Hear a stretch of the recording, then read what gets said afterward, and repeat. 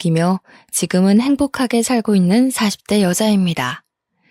지금이야 저 혼자 잘 먹고 잘 살면 되니까 인생의 모든 것을 즐기고 있지만 불과 몇 년 전에는 저도 남들과 다름없는 며느리 중 하나였습니다.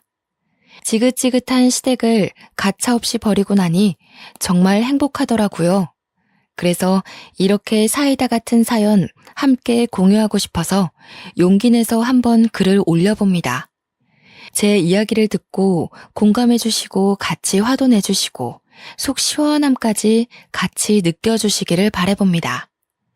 저는 어릴 때 아버지가 돌아가셔서 홀어머니와 함께 아등바등 살았습니다. 어머니께서 그 시절에 여자 혼자 먹고 살기도 힘든데 딸까지 먹여 살려야 하니 얼마나 힘드셨겠습니까? 다행일지 모르겠지만 아버지께서 회사에서 일을 하시다가 사고로 돌아가신 거라 산재로 취급되어 보상금을 넉넉하게 받았습니다. 그래서 그 보상금으로 야금야금 두 식구가 살다가 어머니께서는 이대로는 안 되겠다 싶으셨는지 가게를 차리셨어요. 제가 대충 고등학교를 졸업할 때쯤 가게를 오픈했는데 우리 어머니라서 그런 게 아니라 정말 손맛은 기가 막히시거든요. 식당 음식이 하나같이 다 맛있으니 입소문이 또 입소문을 타고 점심때는 근처 회사 다니는 사람들이 줄을 서야 밥을 먹을 수 있을 정도로 바빴습니다. 장사가 잘 되니 가게를 확장 오픈했고 가게를 확장한 이후에도 줄이 줄어들지를 않자 2호점, 3호점까지 식당을 크게 늘려갔어요. 일일이 모든 음식을 관리하시느라 우리 어머니는 하루가 어떻게 흘러가는지 모를 정도로 바쁘셨습니다. 저는 대학을 졸업하고 이렇다 할 취업이 되지 않아서 전전긍긍하고 있었습니다.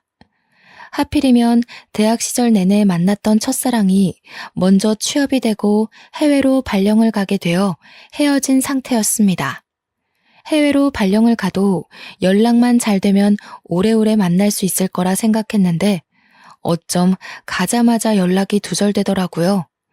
솔직히 저를 떼어내기 위해 술을 쓴 건 아닌가 너무 슬퍼서 잡생각도 많이 들었죠. 저는 집에서 놀고 먹으면 뭐하냐고 차라리 가게에 일하러 나오라는 어머니의 말에 바쁜 식당 일을 돕기 시작했습니다. 그래도 학교 다닐 땐 싹싹한 성격과 봐줄 만한 외모로 친구들도 많았어서 취업에 실패한 친구들 몇 명 끌고 식당에서 열심히 일을 했어요. 와, 식당 일이라는 게 보이는 게 전부가 아니더라고요.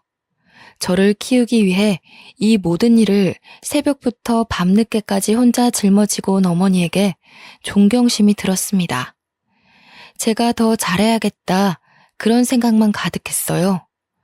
우리 어머니 식당은 근처 회사들 덕분에 점심시간이 제일 바빴습니다.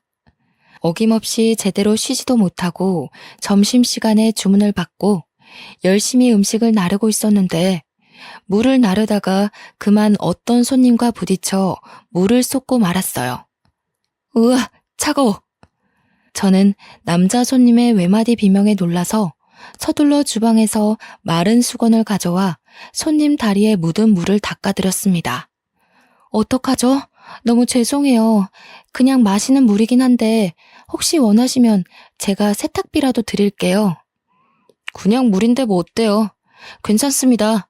식당 일이 많이 바쁘신 것 같은데 일 보세요. 손님은 아주 너그럽게 저의 실수를 이해해 주셨습니다. 저는 너무 감사해서 계란말이를 서비스로 드렸어요. 저에게 고맙다고 인사를 해주시더라고요. 그 이후에도 그 남자 손님은 저희 식당에 매일 찾아왔습니다. 알고 보니 넉살이 워낙 좋은 손님이라면서 우리 어머니와도 안면이 있는 분이시더라고요. 준규? 그 사람 여기 건너편에 있는 회사 직원이야. 거기가 무슨 건축 부자재 다루는 회사라고 하던데. 저는 그냥 그렇구나 했습니다. 제가 물을 쏟는 실수를 하긴 했지만 그거 말고는 전혀 접점도 없었고 그닥 관심이 가는 타입은 아니었어요. 게다가 저는 첫사랑과 헤어진 일에 대한 충격이 아직 가시지 않은 상태였죠. 취업 걱정도 해야 하는데 어머니 식당에서 알바비를 받으면서 일을 하다 보니 딱히 돈이 급하지도 않고 취업에 대한 생각이 점점 줄어들더라고요. 이래서는 안 되겠다 싶어서 바쁜 시간에만 식당 일을 도와드리고 오후 시간에는 직장인 스터디를 찾아서 공부를 시작했습니다. 물론 저는 직장인까진 아니었지만 직장인들과 스터디를 하게 되면 그래도 취업에 대한 팁을 좀 얻지 않을까 싶어서였어요. 그런데 그 모임에서 제가 물을 엎질렀던 준규 씨를 다시 만날 수 있었습니다.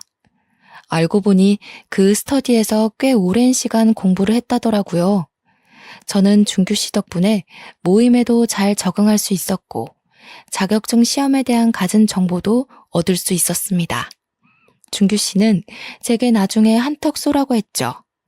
그렇게 스터디가 끝나고 제 취업 준비에 발벗고 나서주는 준규 씨와 몇 번 따로 만나 밥을 먹게 되었고 자연스럽게 데이트를 시작했습니다. 보고 싶었던 전시회도 보러 가고 취미생활이 서로 비슷해서 영화도 자주 보고 그랬어요. 첫사랑과 헤어졌다는 아픔이 오래 남긴 했지만 적극적으로 저에게 구애를 하는 준규 씨에게 마음이 살살 기울었습니다. 저희 어머니도 자고로 양복 입고 출근하는 회사원이 가장 좋은 거라면서 저와 준규 씨를 응원해 주었고요. 그래서 우리는 결국 사귀게 되었고 알콩달콩한 연애를 6개월 정도 했습니다. 제 나이가 고작 26살이었지만 번듯한 직장도 있고 저에게 적극적인 그 남자와 결국 결혼까지 꼴이 나게 되었습니다. 결혼을 하고 처음에는 신혼생활이 즐겁기만 했어요. 시댁의 간섭이 조금 귀찮긴 했지만 그걸로 인해 부부싸움을 해본 적은 없었습니다. 하지만 결혼한 지 1년이 채 안 된 무렵 남편의 회사에 아주 큰 횡령 사건이 일어났고 나비효과처럼 중소기업이었던 회사가 무너지기 시작했습니다. 3개월간 월급도 받지 못한 채 출근하다 결국 회사가 부도가 나버렸고 남편은 하루아침에 실직자가 되었습니다. 그동안 쌓아두었던 퇴직금 또한 날려버리게 되었어요. 저희는 1년 넘게 수입이 전혀 없었던 상황이라 결국 카드비까지 떠안게 되었고 월세를 내지 못해서 집 보증금까지 모두 다 써버리고 말았죠. 여보, 이제 우리 어떡해? 주인 아줌마가 다음 주까진 나가래. 우리 오갈 데도 없는데 그냥 친정에 들어가는 건 어때? 그게 무슨 소리야. 쪽팔리게 친정에 들어가서 어떻게 먹고 자고 하겠어. 그러지 말고 우리 집에도 남는 방 있으니까 거기 들어가서 살자. 시댁에 들어가자는 거야? 그럼 어떡해. 넌 결혼한다고 취업도 아예 손 놨고 나 혼자 우리 두 사람 몫을 버느라 얼마나 힘들었는지 알아? 나도 우리 부모님 품에서 좀 쉬자. 내가 언제 맨날 놀기만 했어? 우리 엄마 식당 일 도와드리고 했지. 그러지 말고 우리 엄마 식당 하나 받아서 운영하는 건 어때? 월 수익이 꽤 되는데. 내가 여태 양복 입고 출퇴근한다고 얼마나 우리 부모님께서 뿌듯해 하셨는데 내가 지금 고무장갑 끼고 식당 일하게 생겼어? 넌 그렇게 생각이 없어? 내가 그러려고 4년제 대학 나와서 자격증까지 줄줄이 딴 줄 알아? 남편은 쪽팔리다는 이유로 저희 어머니 식당에서 절대 일할 수 없다고 고집을 피웠어요. 저는 직업에 귀천이 없다는데 우리 어머니를 그렇게 하등하게 생각했다는 사실에 너무나도 큰 충격을 받았습니다. 더불어 식당 일이 쪽팔리다고 말하는 남편에게도 너무나도 실망했고요. 하지만 정신 못 차리고 사업을 시작해볼까 한다면서 이곳저곳 기웃거리는 남편을 보니 친정에 들어가면 엄마가 많이 걱정하실 것 같더라고요. 그래서 어쩔 수 없이 남편 따라 시댁에 들어가게 되었습니다. 그 짧은 결혼 생활 동안에도 끊임없이 제게 잔소리를 하던 시어머니였는데 맨날 붙어 살면 얼마나 더 심하려나 걱정도 되었어요. 하지만 친정어머니가 걱정하는 게 더 싫었기 때문에 애써 씩씩하게 시댁에 들어가게 되었다고 말했습니다. 아니, 아무리 그래도 친정에 사는 게 좋지 않겠니? 나랑 같이 식당 운영하고 이 식당 물려도 받고 하면 노후 걱정은 없을 텐데. 우리 시어머니 나한테 되게 잘해주시는 거 알잖아. 아무래도 준규 씨도 시댁에 있는 게 덜 눈치 보일 거고, 회사 실직하고 마음이 많이 불편하고 그런가 봐. 이해는 한다만, 그래, 우리 사위가 워낙 싹싹하고 너한테도 잘하니까 내가 믿어야지. 시댁에서는 우리 어머니를 어떻게 보는지 모르겠지만, 우리 어머니는 시댁을 아주 높이 평가하시는 분이었어요. 직장을 잃은 사위가 혹여라도 주눅이 들까 더 알뜰히 챙기기도 하셨고요. 저는 어머니의 마음에 빚이라도 지는 것 같은 기분이 들어서 죄송스러웠지만 내색하지 않았습니다. 시댁으로 합가를 하고 얼마 지나지 않아서 시어머니께서 아침마다 저를 불러내기 시작하셨습니다. 예, 아침밥 차리지 않고 뭐하니? 어제 준규 씨가 늦게까지 술을 마셔서 아침은 안 먹을 것 같아서요. 이따 점심에 콩나물 해장국 끓이려고요. 이게 무슨 말 같지도 않은 소리야? 준규 입만 입이니? 우리는 아침도 먹지 말란 소리야? 저는 솔직히 좀 당황스러웠습니다. 제가 시부모님 아침상까지 차려야 하는 거였을까요? 저도 오전 내내 늦잠을 자고 싶었는데 6시부터 깨워서 아침상을 차리라고 하니 너무 피곤하더라고요. 하지만 제 상을 꼭 받아야겠다고 말씀하셔서 어쩔 수 없이 아침상을 차리기 시작했습니다. 달그락거리는 소리가 시끄러웠는지 저보다 2살 어린 신우가 방에서 나와 빽 소리를 지르더라고요. 아니, 아침부터 왜 이렇게 시끄러워? 지금 밥 차리는 거 사방팔방 소문내는 거야? 신우는 참 버릇이 없었어요. 아무리 그래도 제가 손윗사람인데 존댓말까지 바라지도 않아요. 그치만 적어도 말은 예쁘게 해야 하지 않겠어요? 앞뒤가 없는 사람처럼 제게 막말을 쏟아내는 부류 중 하나였죠. 나도 밥 먹게 수저 놔줘. 아니, 근데 무슨 반찬이 나물밖에 없어? 순 야채 투성이네. 아, 밥맛 떨어져. 엄마, 나 그냥 안 먹을래. 반찬을 쓱 훑어보더니 반찬이 이게 뭐냐면서 저에게 핀잔을 주고는 화장실로 쏙 들어가 버리더라고요. 아침부터 저는 먹지도 않을 상을 차리는 것도 하나는데 반찬 투정까지 하니까 기분이 확 나빠졌습니다. 한바탕 아침 전쟁을 치르고 나서 방에 들어가 쪽잠에 들었는데 남편이 저를 깨우더라고요. 비몽사몽으로 일어나서 쳐다보니 저보고 해장국을 끓이라고 했어요. 저는 자다 말고 다시 나와 해장국을 끓여서 대접해 주었습니다. 그래도 내 남편인데 어떻게 하겠어요? 나 오늘 사업 같이 할 동업자 만날 거야. 사업에 대한 계획 접은 거 아니었어요? 접긴 뭘 접어. 그러면 평생 여기서 우리 부모님한테 손 벌리면서 살 거야? 그러지 말고 우리 엄마 가게 물려받자니까. 내가 고작 식당 일 일하려고 지금까지 쎄 빠지게 공부한 줄 알아? 자꾸 그렇게 못 배운 티 내지 말고 당신도 돈 벌 생각해. 해장국을 후루룩 들이키더니 나갈 준비를 하는 남편을 보면서 서운했습니다. 예전처럼 전시회며 영화며 그런 여유 생활을 즐기자는 건 아니었지만 온통 적밖에 없는 시댁에 저만 덜렁 남겨놓고 나가는 남편이 참 싫었어요. 하지만 그럴 때마다 남편은 저에게 항상 똑같은 말만 했어요. 조금만 기다려봐. 아버지께서 우리 빚 갚아주시고 전세금만 다시 생기면 그때 분가해도 늦지 않아. 우리 빚이라고 해봐야 얼마 없는데 그거 우리 엄마한테 말해서 갚아도 되잖아요. 남편은 잠시 생각에 잠긴 듯 말이 없었습니다. 그리고는 멋쩍게 저에게 털어놓더라고요. 사실은 내가 이번에 사업한다고 아버지한테 1억 정도 빌렸어. 그러니까 그것도 빚은 빚이지. 암튼 내가 사업 잘 되면 돌려드리긴 할 건데 몰라. 아무튼 그런 줄 알아. 저와 상의 없이 시댁에 손을 벌린 남편이 너무나도 한심했어요.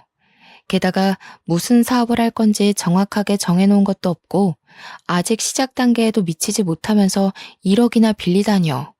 철이 없어도 너무 없는 거 아닌가 하는 생각까지 들었습니다. 하지만 늘 불행은 한꺼번에 휘몰아치는 법 아니겠어요? 남편이 같이 동업하려던 회사 사람이 알고 보니 횡령범이었고 남편의 1억도 꿀꺽한 채 사라지고 말았습니다. 남편은 망연자실해서 돌아왔고 이 이야기를 전부 전해들은 시부모님 또한 난리가 났습니다. 당장 돈 내놓으라고 호통을 치는 시아버지 때문에 저희 부부는 그날 바로 돈을 벌기 위해 힘써야 했습니다. 전 친정어머니 가게에 나가 정식으로 일을 배우기 시작했고 남편은 막노동이라도 뛰어야겠다면서 아침 일찍 인력사무소에 출근을 했어요. 저는 아들에게 돈 내놓으라고 막노동까지 시키는 시부모님도 솔직히 이해가 가진 않았지만 사고를 친 건 저인데 어떻게 하겠습니까? 저는 아침 일찍 어머니의 식당으로 출근해서 재료를 사입하는 법부터 차근차근 모든 일을 배우기 시작했어요. 나가서 일을 하면 시어머니의 밥 타령에서 벗어날 줄 알았는데 식당에서 일하니까 앞으로 집에서 더 맛있는 반찬 많이 만들어 달라고 하시더군요. 그렇게 일도 하고 남편도 챙기고 거기다가 시부모님의 수발까지 들어야 했습니다. 아침에 6시에 일어나 밥을 차리고 식당에 7시 반까지 출근을 하고 오픈 준비를 위해 식자재를 고르고 하루 종일 서빙에 설거지에 음식 조리에 계산까지 두루두루 하고 9시에 퇴근하면 출출하다는 시부모님께 야식을 만들어드리고 그 와중에 설거지며 빨래며 하나도 안 해놓고 빈둥빈둥 쉬기만 하시는지 밀린 집안일까지 다 끝내면 11시가 훌쩍 넘더라고요. 그러면 쓰러지듯 잠이 들어서 다시 6시부터 일어나 밥을 차리기 시작했죠. 다행히도 식당 일이 잘 되어서 주말에는 쉬겠다고 어머니께서 공표를 해놓으신 부분이라 월요일부터 금요일까지만 열심히 일하면 됐어요. 하지만 주말이라고 시댁살이 또한 휴가를 낼 수 있는 게 아니었습니다. 주말에도 아침부터 아침상을 차리고 집 청소기 싹 한번 돌리고 걸레질까지 하고 나면 점심시간이라 점심을 차리고 점심 먹고 난 뒤 설거지하고 빨래하고 쓰레기 버리고 나면 또 저녁 시간이고 쳇바퀴에 갇혀버린 쥐처럼 그렇게 쉴 새 없이 일했습니다. 신우는 정말 자기 속옷 하나 빨지 않는 그런 사람이었어요. 그런 주제에 시어머니보다 더 저에게 일을 시키고 싶어서 안달이 난 사람처럼 굴었습니다. 얼마나 어이가 없었는지. 아니, 내가 분명히 이 옷 비싼 거라고 손빨래 해달라고 했잖아. 이거 어떡할 거야? 레이스가 다 너덜너덜. 이거 비싼 거라고. 그럼 신우이가 직접 빨지 그랬어요. 이런 일까지 제가 해야 되나요? 저는 이 집 식구지 일하러 온 아줌마가 아니에요. 어머나, 무서워라. 지금 나한테 눈 부릅뜨고 말하는 거야? 우리 엄마한테 다 이른다. 일러요. 누군 엄마 없는 줄 아나. 나도 우리 엄마한테 다 이러면 되지. 참나. 그래서 내 옷 어떻게 할 건데? 그걸 왜 나한테 그러냐고요. 앞으로 신우 건 신우가 알아서 빨아요. 그거 하나 제대로 못해서 어디 시집이라도 가겠어요? 직접 해요. 이게 어디서 말대답이야? 내가 뭘 제대로 못한다고 난리셔? 나도 시집 가면 알아서 다 척척 잘할 거거든? 그리고 나는 엄청난 부잣집에 시집 갈 거라서 내 손으로 직접 할 일도 없어. 부잣집은 무슨 얼어 죽을 부잣집인지. 솔직히 얼굴이라도 연예인 뺨치게 생겼으면 말을 안 해요. 생긴 것도 그닥 이쁜 것도 아니면서 말이 좋아 부잣집이지 절대 시집도 못 갈 얼굴이거든요. 저는 이 거지 같은 시댁을 떠나고 싶었습니다. 그래서 등에 파스를 붙여달라는 남편을 붙잡고 이야기했어요. 당신도 노가다 하느라 힘들지 않아요? 그러지 말고 우리 친정에서 살면서 우리 엄마 일 도와드리고 그래요. 아니, 막말로 내가 사장도 아니고 거기서 무슨 일을 더 하겠냐고. 전골이나 나르고 공깃밥이나 푸고 있겠지. 그리고 이미 합가까지 한 마당에 뭐라고 하고 나가? 그럼 우리 부모님 수발은 누가 들어? 아니, 내가 시부모님 수발 드는 사람이에요? 말이 그렇다 이거지.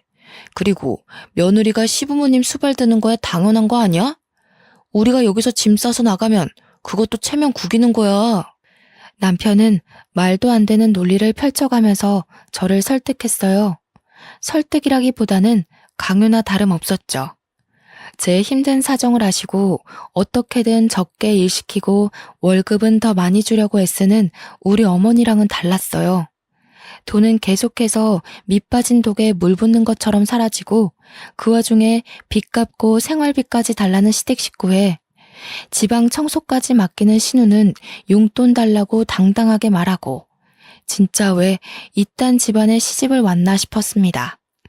그러는 와중에 아주 제 인생을 바꿔버릴 일이 생기고 말았어요. 어느 날부턴가 친정어머니 얼굴이 누렇게 뜨는 것 같아서 영양제도 챙겨드리고 푹 쉬시라고 했는데 갑자기 구토를 막 하시면서 쓰러지시길래 응급실에 갔더니 글쎄 검사 결과가 간암이라고 하는 거예요. 이미 진행이 꽤 되어 있다면서 친인척들 포함해서 최대한 많은 가족들이 이식 검사를 진행하는 게 좋겠다고 했습니다. 저희 친정어머니에게 남은 가족은 저 하나뿐이라 하늘이 무너지는 것 같았습니다. 하지만 저는 저 혼자라도 이식 적합 검사를 받겠다고 했고 적합 판정이 나오면 무슨 일이 있어도 수술을 하겠다고 마음을 먹었습니다. 그리고 이 사실을 시댁 식구들에게도 말했어요. 저희 어머니께서 간 이식 수술을 하셔야 한다고 합니다. 그래서 저 한 달 뒤에 적합 검사 받으러 가요. 아니, 장모님이 간 이식을 받으셔야 한다고? 왜? 간암이시래. 아니, 그러면 간 이식하고 임신은 어떻게 하냐? 그거 애는 낳을 수 있는 거냐? 절대 안 되지. 간 이식하면 평생 약 먹어야 되거든. 먹어야 되는 약도 엄청 많아서 애 낳으면 기형 하나 할걸. 아니, 무슨 말씀을 그렇게 하세요? 절대 반대다, 절대. 너는 이제 출가 외인, 우리 박신의 집 식구인데 어디 내 허락도 없이 간 이식을 한다는 거야? 그게 무슨 소리세요, 아버님. 저희 엄마 죽어요, 간 이식 못 받으면. 유일하게 남은 가족이 저 하나뿐인데 그럼 제가 해야지 누가 하겠어요? 우리 집 대를 끊어놓으려고 작정을 했구나. 절대 안 돼. 시댁 식구들은 저에게 간 이식을 절대 하지 말라고 했어요. 저는 기가 막혔습니다. 하나뿐인 저의 가족이자 저를 평생 사랑으로 아껴주신 저희 어머니께 제 간 하나 못 드릴 이유가 있겠습니까? 어머니를 살릴 수만 있다면 심장도 떼어드릴 수 있는 마음이었어요. 당연히 제가 해야 된다고 생각했고 저 아니면 안 된다고 생각했습니다. 너 만약 잘못되면 우리 아들은 어쩌고? 솔직히 사돈어른 안 되긴 했지만 그래도 살 만큼 사신 분이고 또 돌아가시고 나면 식당도 다 우리 거 되는 거 아니니? 그러면 우리 살림도 좀 필 텐데. 아 맞다. 보험도 꽤 있으시지? 저는 시모의 말에 혼이 쏙 빠지는 기분이었습니다. 살 만큼 살았다고 하는 것도 보험금 이야기도 거기다가 식당까지 탐을 내다니. 남편에게 식당 일을 하자고 했을 때 거절하더니 알고 보니 사장 자리에 앉고 싶어서 그랬던 거였어요. 저는 울고불고 난리를 쳤습니다. 지금 제 어머니께 제 간을 드리겠다는데 왜 반대를 하고 그러세요? 같이 이식검사 받으라고 요구한 것도 아니고 제가 알아서 다 하겠다는데 이런 식으로 나오면 저 이 사람이랑 이혼하겠어요. 제가 여기서 식모 취급 당하면서 사는 거 알면 우리 엄마가 속상할까봐 말도 못했는데. 식모? 어머, 얘 말하는 싸가지 좀 봐라. 언제 우리가 식모 취급했니? 네 남편이 말아먹은 재산이 얼만데 그런 식으로 말을 해? 그리고 이혼? 이혼을 어디 버릇없이 우리 앞에서 말을 해? 당연히 시댁에서는 노발대발 난리가 났고 남편 또한 제가 심했다고 저한테 뭐라고 하더라고요. 저는 할 말을 잃었습니다. 그냥 아무 생각도 들지 않고 기력도 없어 방에 들어와서 잠을 청했어요. 한참을 거실에서 시댁 식구들이랑 이야기를 나누던 남편이 방에 들어와 저에게 치근덕대더라고요. 저는 남편이 계속해서 미안하다고 말하면서 다가오길래 그냥 적당히 받아주고 푹 잠이 들었습니다. 다음날 아침이 되었는데도 상을 차리라고 깨우지 않더라고요. 그래도 전날 질러둔 게 있어서 찔려서 그러나 싶어서 저도 아침상을 차리지 않았고요. 그날부터 남편은 밤마다 저에게 들러붙었고 저는 피임을 꼬박꼬박 한 걸 확인하고는 남편을 받아주었어요. 남편도 순순히 피임을 하더라고요. 그렇게 한 달쯤 지나서 이식 검사를 하자고 병원에서 연락이 왔고 저는 병원으로 한달음에 달려갔습니다. 어디 가냐고 묻는 시부모님에게 병원 간다고 하면 못 가게 할 것 같아서 일하러 나간다고 거짓말을 하고는 갔죠. 그동안 몰골이 더 상한 어머니를 보면서 참 마음이 아팠습니다. 병원에서는 어머니께 입원을 권유했고 잠정적으로 식당을 제가 맡기로 하고 어머니를 얼른 입원시켰어요. 그리고 저는 간단하게 피검사를 하고 이식검사를 하기 위한 준비를 했습니다. 그런데 피검사가 끝나고 얼마 지나지 않아서 의사 선생님이 황급히 저를 부르셨어요.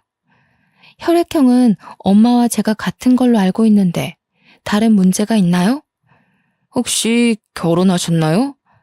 네, 했어요. 피검사를 했는데 수치가 일단 산부인과로 가셔서 초음파부터 보시는 게 좋을 것 같네요. 저는 깜짝 놀랐습니다.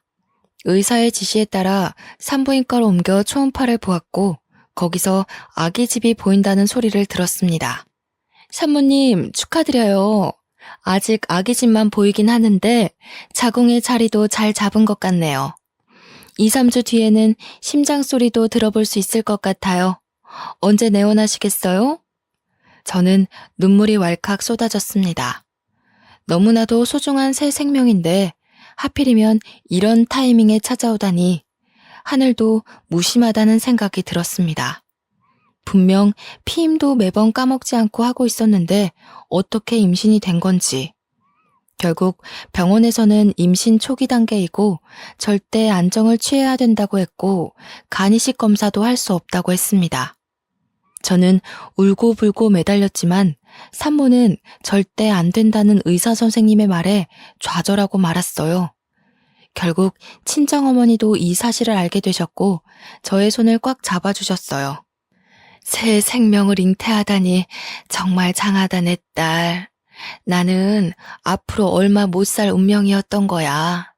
우리 딸은 꼭 예쁜 아이 낳아서 좋은 것만 보게 하고 키워. 알았지? 저는 엉엉 울고 말았죠. 결국 퉁퉁 부은 눈으로 시댁에 돌아오니 가자미 눈을 하고 시어머니께서 저를 째려보시더라고요. 너 병원 가서 이식검사 받았지? 내가 혹시나 싶어서 식당 가보니까 문 닫았더라? 나쁜 기집애. 지 잘못되면 우리 아들은 어쩌라고 그런 위험한 짓을 기어코 하겠다고. 그만 좀 하세요. 소원대로 간이식 못하게 됐으니까 저 좀 냅두시라고요. 왜? 부적합하대? 이식 안 된대? 당신 나한테 할 말 없어요? 우리 피임 잘했잖아요. 근데 어째서 임신했대? 정말? 우리 친정어머니는 오늘 내일 얼만큼 살지도 모르는 마당에 제가 임신했다는 소식을 밝히자마자 시댁은 마치 경사라도 난 듯 웃음꽃이 폈습니다. 시부모님도 남편도 얼싸안고는 아이가 태어나면 이름을 뭘로 지어야 하는지, 딸인지 아들인지 지들끼리 이야기를 나누느라 정신이 없더군요. 저는 그런 시댁 식구들에게 일말의 정까지도 모두 떨어졌습니다.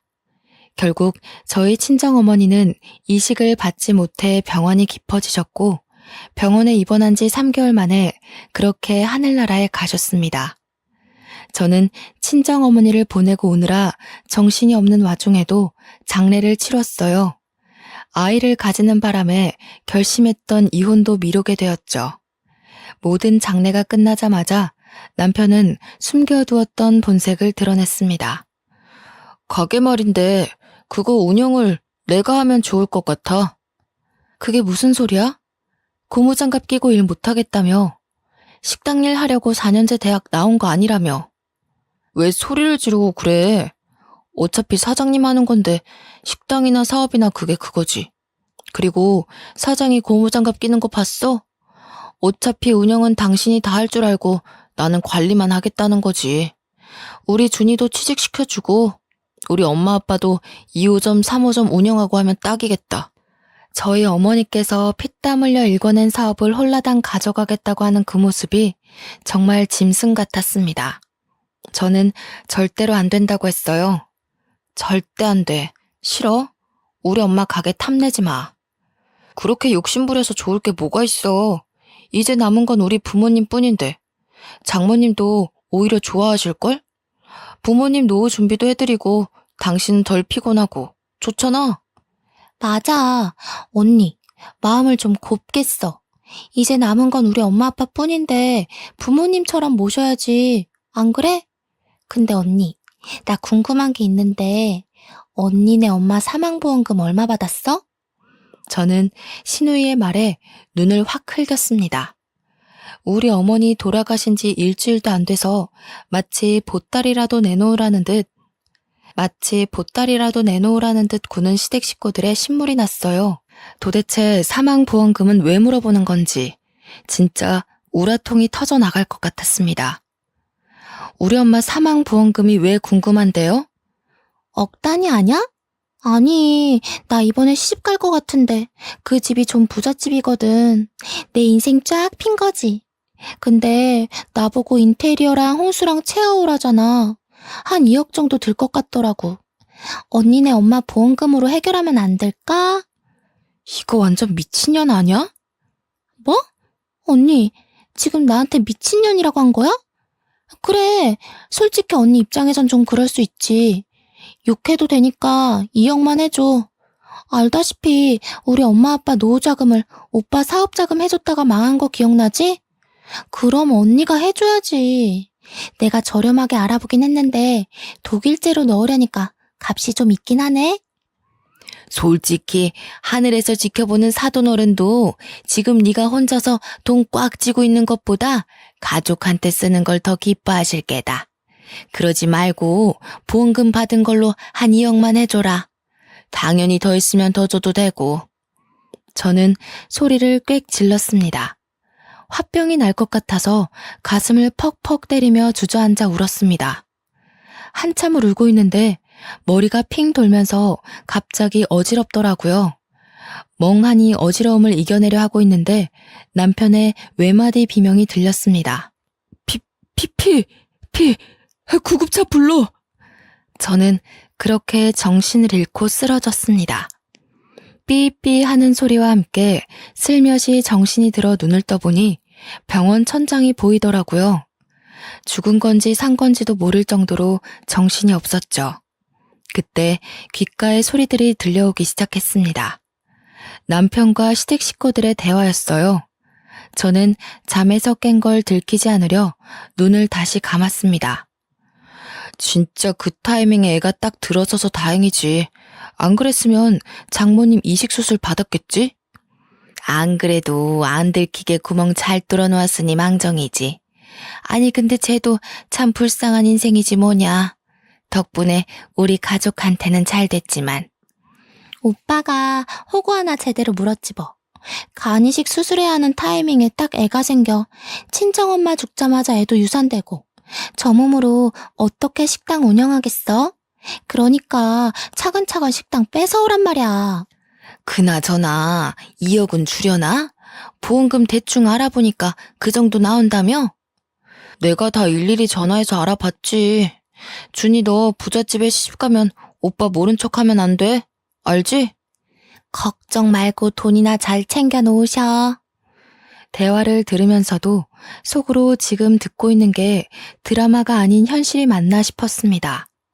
이불 밑에서 몰래 휴대폰으로 녹음 어플을 켜서 대화도 다 녹음했어요. 이제 유산도 했겠다. 식당만 잘 인수하면 소원대로 이혼해줘야지. 안 그래도 내가 요즘 진짜 기가 막힌 여자애 하나 물었거든? 얼굴도 이쁜데 몸매도 좋아. 내가 유부남인 거 알면서도 명품백 한두 개 쥐어주니까 나한테 들러붙더라. 바람난 거 안 들키게 잘해. 괜히 책 잡혔다가 빈털털이 되는 수가 있어. 걱정 마. 쟤 전혀 눈치 못 챘어. 아직 쟤 마취 안 깬 것 같은데 우리 커피라도 마시고 오자. 나 목말라 죽겠어. 아니 무슨 유난이라고 온 가족이 다 출동해서 이러고 있어. 빨리 가자. 시댁 식구들이 모조리 다 병실을 나가고 나서야 눈을 떴습니다. 녹음 파일을 재생해보니 아주 선명하게 그들의 파렴치한 행각들이 녹음되어 있었습니다. 저는 눈물만 주룩주룩 흘렸어요. 대충 1시간쯤 지났을까 남편이 돌아왔고 제가 깨어있는 걸 보더니 유난을 떨면서 제 걱정을 하는 척 했습니다. 인스턴트 미역국까지 사왔더라고요. 안타깝게도 우리 아이는 유산됐어. 당신이 그동안 고생을 많이 했나 봐. 아이는 다시 가지면 되는 거니까 그동안 우리 몸 관리 잘하자. 알았지? 저는 그 가식에 구역질이 날 것 같았지만 꾹 참았습니다. 병원에서 퇴원을 하자마자 저는 이혼 소송 준비를 시작했어요. 제가 이혼 소송 준비하는 걸 까마득히 몰랐던 시댁 식구들은 저에게 가게 운영을 내놓으란 식으로 말했고 신우는 2억을 달라며 졸랐습니다. 저는 천천히 기다려보라는 희망 고문을 했죠. 일주일이 넘게 지나고 모든 자료를 변호사님께 넘겼고 소송 준비가 끝났다는 연락이 오자마자 저는 이혼 서류를 들이밀었습니다. 당연히 시댁 식구들은 난리가 났죠. 아니 이게 무슨 짓이야? 이혼이라니. 앞으로 우리 가족이 단단하게 뭉칠 일만 남았는데 이게 무슨 뒤통수니?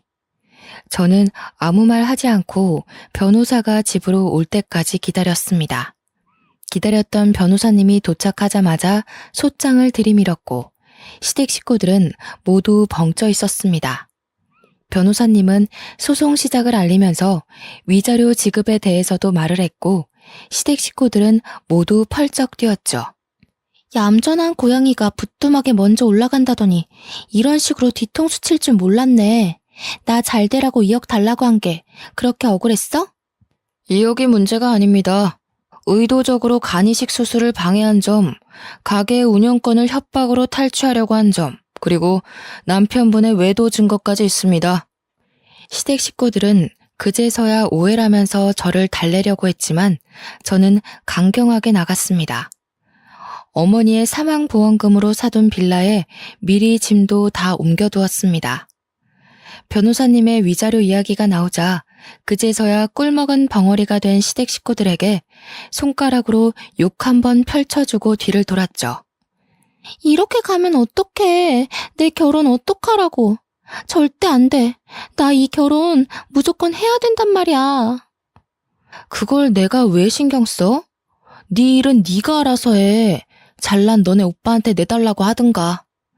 결국 시댁에서는 위자료 때문에 소송까지는 어려울 것 같았는지 협의 이혼으로 마무리해달라고 했습니다. 저는 어차피 이혼과 제 재산을 지키는 게 목적이었기에 2번 다시 마주칠 일 없게 해달라고 하고는 이혼 서류에 도장을 찍었습니다. 결국 혼자 가게를 3개 운영하게 되면서 저는 헤어짐의 아픔도 잊어버리고 열심히 살았습니다. 그러던 와중 전 남편은 다시 돈을 벌기 위해 노가다를 뛴다는 소식을 들었고 신우는 2억을 준비하지 못한 채 어영부영 결혼 준비를 한다는 이야기를 들었습니다. 저는 마음이 좀 가라앉으니 파렴치한 놈들에게 복수를 하고 싶다는 생각이 들었어요. 그래서 신우의 부잣집이라는 시댁에 수소문했고 결국 흥신소를 통해 정보를 얻었습니다. 만발의 준비를 하고 평일 저녁에 신우의 예비시댁에 다짜고짜 찾아갔습니다. 제가 누군지 모르는 눈치라 저도 어떻게 말을 열어야 하나 고민했지만 그간의 서름이 복받친 덕인지 신우의 예비시모 앞에서 잘잘 이야기가 나오더라고요.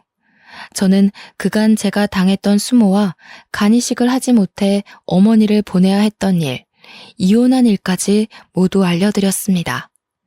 예비 시댁에서 준비하라던 2억도 제 어머니의 보험금으로 충당하려 했다고 이야기하자 예비 시댁에서는 난리가 났어요. 신우의 예비 시모는 제 손을 꼭 잡고 너무나도 고맙다고 이야기해 주었습니다. 차라도 한 잔 마시고 마음을 진정시키라고 하시기에 그제서야 소파에 앉아 집을 둘러보는데 거실 한가운데 걸린 가족 사진에 너무나도 낯이 익은 사람이 있었습니다. 바로 제 첫사랑이었어요. 때마침 퇴근을 한 건지 제 첫사랑이 집으로 들어왔습니다. 저는 너무 놀라 찻잔을 깨버렸고 첫사랑도 그 소리에 저를 보고는 놀란 눈을 했습니다. 아니, 당신이 준이랑 결혼하려던 그 남자야? 준이? 박준이? 아니, 그건 우리 동생이랑 결혼하려는 여잔데? 그건 그렇고, 당신이 어떻게 여기에 있어? 나 찾아온 거야? 아니, 이게 무슨 일이야? 둘이 아는 사이예요? 어떻게? 제 옛날 여자친구예요. 제가 중동 지역으로 파견 가면서 어쩔 수 없이 연락이 끊기게 된. 그 첫사랑이 이분이야? 왜 연락 안 했어? 내가 얼마나 기다렸는데. 그 동네에서 작은 분쟁이 일어나면서 전쟁이 발발됐어. 아무것도 준비 못하고 급하게 떠난 파견이라 인터넷도 먹통되고 휴대폰도 잃어버리고 연락할 방법이 없었어. 나중에 연락하려고 하니 연락처도 바뀌고 지인들에게 수소문해보니까 너 벌써 남자친구가 생겼다고 하길래 포기했지. 저는 그제서야 오해가 풀렸습니다. 시간이 늦어 연락처만 교환을 하고 어색한 인사를 나누고 헤어졌죠. 하지만 애틋하게 어쩔 수 없는 이별을 했던 사이였던 터라 다시 불같은 사랑을 하기까지 시간이 오래 걸리지 않았습니다. 정말 꼬박 한 달을 매일같이 만나고 오해를 풀고 하다 보니 자연스럽게 예전 같은 모습으로 만나게 되었습니다. 나는 지금 우리가 이러고 있는 시간이 너무 아까워. 결혼하자. 저는 결국 첫사랑의 마음을 받아주었습니다. 저의 모든 사정을 아는 동우 씨의 가족들은 한마음 한뜻으로 저를 포옹해 주셨고 나중에 이야기를 들어보니 제가 방문했던 그날 이후로 동우 씨 가족은 망할 그 집안과 모든 관계를 끊었다고 하더라고요. 전 신우가 미련을 가지고 계속해서 집 앞으로 찾아온다는 이야기는 들었지만 제가 정식으로 결혼 허락을 받는 날에서야 실제로 집 앞에 찾아온 신우를 만날 수 있었습니다. 뭐야, 네가 여기 왜 있어? 너구나. 네가 다 이상하게 회방을 놓았던 거였어. 이상하게 회방이라뇨? 저는 사실만 말했을 뿐이에요. 요망한 기집애, 우리 오빠랑 이혼한 지 얼마나 됐다고 여기 붙어서 그래? 어머니, 저런 기집애는 받아주고 왜 저는 안 돼요? 쟤도 2억 해운대요. 그거 다 지 엄마 죽고 받은 보상금이에요. 소름 돋지 않으세요? 이 집의 며느리가 될 사람은 나밖에 없는데 너 니네 엄마 죽은 보험금으로 시집 가려니까 좋니? 좋아? 저는 대꾸할 가치가 없어서 무시했지만 예비 시어머니께서는 화가 무척 나셨나 봅니다. 전 신우의 뺨을 정말 짝소리가 나게 치셨어요. 보자 하니까 입에 걸레를 물었나. 뭐 이렇게 더러운 말만 뱉어? 우리 며느리 사정 다 알아서 아무것도 해오지 말라고 했다. 네가 마음에 안 들어서 일부러 무리하게 2억을 혼수로 해오라고 했던 거야. 어디 뱁새가 황새를 따라가려고 가랑이를 찢어? 그러다가 탈난 거야. 알겠어? 당장 꺼져. 우리 가족 눈앞에 띄지 마. 전 신우는 뺨을 맞은 게 충격적이었는지 그 자리에 주저앉아서 눈물만 뚝뚝 흘렸습니다. 그 다음 전 신우에게 동우 씨는 굵은 소금을 가져와 뿌려버렸어요. 소금 세례까지 맞은 전 신우는 뒷공문이 빠지게 자리를 떴고 그날 이후로 제 눈앞에 보이는 일은 없었습니다. 저는 지금 현재 예비 시댁의 사랑을 듬뿍 받으면서 결혼을 준비하고 있어요. 재혼이라 최대한 조용히 하려고 했는데 예비 시댁에서 발벗고 나서서 성대하게 준비를 해주셔서 몸둘 바를 모르겠습니다. 이제 가족의 연을 맺게 된 동우 씨의 동생도 전 신우의 실체를 밝혀주어서 너무 고맙다며 쑥스럽게 제게 인사를 하더라고요. 저의 고생길은 여기서 끝이 난 것 같습니다. 여전히 식당을 잘 운영하고 있고 동우 씨도 무리하지 않는 선에서 저를 도와주고 있고요. 인생의 볕들 날은 언제고 기다리면 오는 것 같습니다. 사연을 들어주신 여러분에게도 곧 행복한 일들만 가득하길 바라겠습니다. 감사합니다.